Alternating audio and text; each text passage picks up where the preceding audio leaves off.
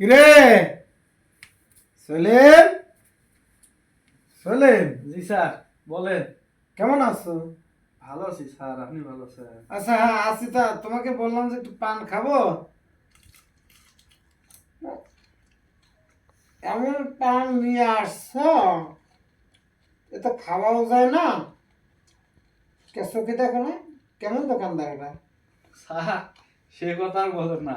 ওই দোকানে 1 ঘন্টা থেকে সিরিয়ালে দাঁড়িয়ে থেকে আপনার জন্য পান নিয়ে আসলাম, তাও না। আপনার পছন্দ হয়নি। আপনি যে এইভাবে খান আমি তো জানি না স্যার। হুম। এর পরের বার থেকে আর এরকম হওয়া নাই, আপনার পছন্দের মতো আমি পান নিয়ে আসবো। আচ্ছা ঠিক আছে, তো আমি কথা বলি, যদি কোনো খরচ করতে দেই জি স্যার। খেয়াল করে ভালো দোকান থেকে আনার চেষ্টা করবা, কারণ পয়সা দিয়ে কিনবো মাল, কে দোস্ত আর কে ভেজাল ওইটা দেখার বিষয় না, এরকম বোঝানোর হয় না, ঠিক আছে? জি স্যার, হ্যাঁ হবে না স্যার।